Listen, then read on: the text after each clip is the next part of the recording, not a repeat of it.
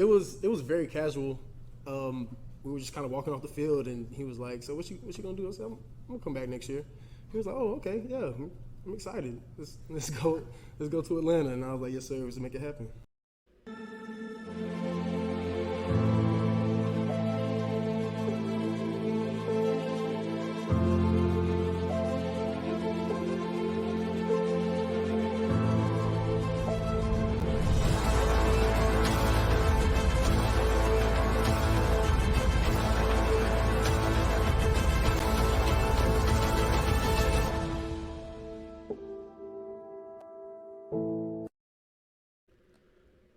Welcome to the Talkin VAWLS Network. My name is Boogie Bentley.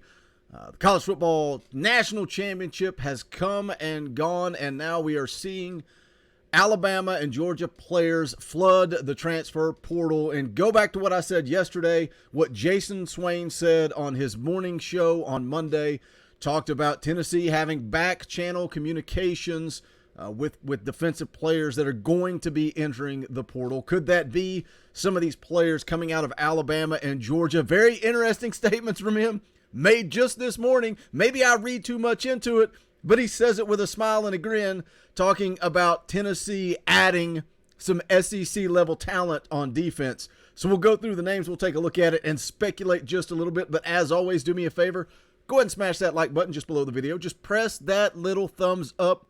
It helps the channel, helps the analytics. If you like what we do here, it's free, it's quick, it's easy, and it helps the channel. So hit that thumbs up. Also, if you're new to the Talkin VAWLS Network, welcome. We're not experts. We're not insiders. We don't pretend to be something we're not. We are fans just like you. So if you enjoy the content, make sure you subscribe. Click that bell for notifications. You won't miss out when we go live or when we drop new content. But let's jump right in. We got a lot to get to today. Alabama Crimson Tide have 7 players enter college transfer portal. Also, Georgia has a couple in this article as well. We'll take a look at it. This is on ESPN.com. Alabama had 7 players enter NCAA's transfer portal a day after the teams lost in the college football playoff national championship, including reserve tight end Jaleel Billingsley. Let's start with that name. Let's start with Billingsley. From Alabama. He was a 4-star coming out of high school, class of 2019. Absolute stud. This is the type of guy you would want on your team. And it's a name that Jason Swain talked about this morning. Sign me up, bring him on. And maybe if you could get this type of talent, maybe you don't pass it up. But at the same time, there is just not a need at tight end for this football team. So I don't know that they would go down this road. But again, if you have that level of talent and they have any type of interest, would you turn them away? It goes on to say the group of Alabama players appeared in the portal late Tuesday.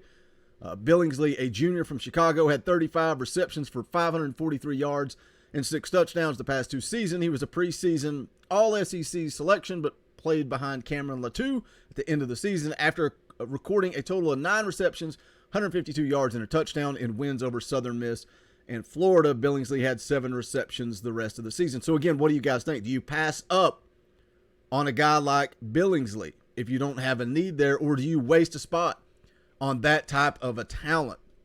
It says other Alabama transfer portal entrants included linebacker Drew Sanders, who had 24 tackles, a sack, 4 quarterback hurries, and 2 pass breakups. Reserve quarterback Paul Tyson. This is just funny. This is comical. I have no interest in this kid, but the great grandson of former Alabama coach Paul Bear Bryant no longer wants to play for Alabama. He also entered the portal, as did offensive lineman Tommy Brown. So let's take a look at some of those names.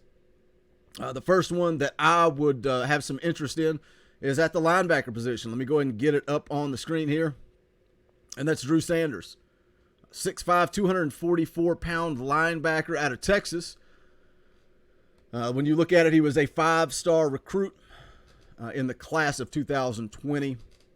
He was the number 3 ranked player in the state of Texas, number 22 ranked player overall. This is a guy, obviously, day 1 starter for Tennessee. When you look at the scouting report, big frame, jumbo athlete who could play high major football on either side of the line of scrimmage in multiple spots. Just talk about what an athlete he is. Owns outstanding height and frame length with a ton of space to add bulk. Physical profile fits edge defender and tight end. Playing experience at quarterback, tight end, receiver, and multiple spots on defense. Again, that's what you get when you get one of these kids that's just he could do anything. He could do focus on a position and develop Drew Sanders, a linebacker.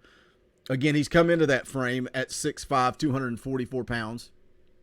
But the scouting report on him goes on to say, shows good body control as a receiver, adjusts well to the ball when needed, encouraging consistency as a hands catcher, owns a large catch radius, motor runs high and physical style, suggests high ceiling as a blocker, will face adjustment to playing one position full-time after multiple roles in high school. And again, when you're talking about a guy that played receiver in high school, played quarterback, tight end, every position on defense, Tennessee struggles at linebacker in pass coverage. You add a guy like Drew Sanders that has some speed, has some hands, an athlete, a guy that can do it all. Put him in there beside Jeremy Banks, and let's go. When you look at these players that are entering the portal from Alabama, Drew Sanders would be the priority. That would be priority number one for me. The article here goes on to talk about Tommy Brown, who started one game on the offensive line. That's another one that I would take a look at. Let me get it up on the screen there. Tommy Brown, 6'7", 320 pounds on the offensive line. He is a right guard. I know the position of need is at tackle, but he was a 4-star offensive guard coming out of high school, the number 4 ranked offensive guard in the country out of the state of California. Just a big physical kid. Obviously, he can get it done at the SEC level. But Tennessee be looking to add a guard into the mix when the need is tackle again. That's why I question what is Jason Swain seeing? Jason Swain has his finger on the pulse. What is going on? He talks about SEC talent. He specifically mentions the tight end by name. Now, is that just because he's such a physically gifted player? Or does Jason Swain know something that we don't know? The article here goes on to talk about Georgia, which won the championship game. I guess I'll say it. Allen, congratulations. Allen v. Troll Patrol. Congratulations. There, are you happy? I said it, Allen. Georgia had 2 players enter the portal on Tuesday. Defensive back Amir Speed, who started 3 games and recorded 13 tackles, and wide receiver Jalen Johnson, who had 3 receptions for 29 yards in 14 games. Jalen Johnson, obviously not a need. Tennessee filled that need with Isaiah Nair. But another huge position of need, and that is this right here. Defensive back Amir Speed, 6'3", 211 pounds. He's a senior, so it looks like he would be a one-and-done coming in. 2021, he played in 12 of 14 games, starting in the first 3. Had 13 total stops on the season, career high matching 3 tackle in a win over Arkansas. Had 2 tackles in Georgia's win over Clemson. Also had a pair of stops versus South Carolina and Georgia Tech. But he did miss the Auburn game due to injury. Obviously, corner, huge position of need. Amir Speed was a 3-star coming out of high school out of the state of Florida. But I think this is another guy. You look at what happened. What happened in that bowl game against Purdue. Tennessee needs help in the secondary, and this is a guy that could come in and provide that immediate help. You're looking at Kamal Haddon. You're looking at Warren Burrell. Who is going to step up? Who is going to be the guy? I think as of now, those are your 2 corners going into the season, unless Tennessee finds a way to add somebody in the transfer portal. I hope Kamal Haddon continues to develop, continues to come along. I think he can be a good player. He's just not there yet.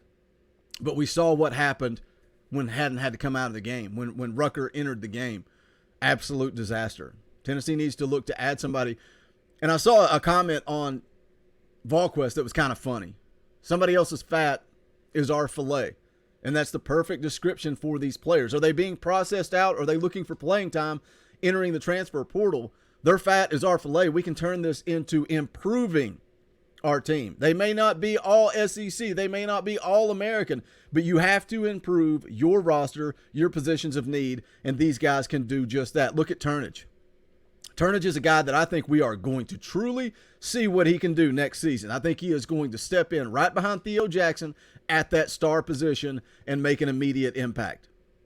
I thought we would have seen him do more this past season, but the game that he did get to play, SEC Defensive Player of the Week, I think Brandon Turnage is going to be special, and I think he is going to thrive at that star position. So, again, another man's fat is our filet. Let's see what we can do here. What do you guys think? Hit that comment section. Let me know. That was a lot of information. Tried to buzz through it pretty quick there. Let me know your thoughts. Who should Tennessee pursue? If you have not done so yet, please smash that thumbs up on the way out the door. Also, go check out the official merchandise of the Talkin' VAWLS Network. We would greatly appreciate it. Go to bonfire.com/store/Talkin' VAWLS. We appreciate all you guys do for the channel. You know, you can hit that thumbs up. It's quick, it's free, it's easy. You can hit share the videos out to Facebook, share them to Twitter, share them to social media. That helps grow the channel. Word of mouth helps grow the channel. If you know other Tennessee fans, let them know about Talkin' VAWLS. Let's continue to build this community. It's about more than us. It's about you guys, especially on those post-game shows. It's all about you, what you want to talk about. You kind of drive that show. But we appreciate you guys and your support, and you can show some love by going to bonfire.com/store/Talkin' VAWLS. But that's going to do it for this one. This is the Talkin' VAWLS Network. My name is Boogie Bentley. Go Big Orange. How like me, poets sat in our chains, soaking moonlit falls, unbroken past this inundated orb that we draw home, and it's night and I'm alone in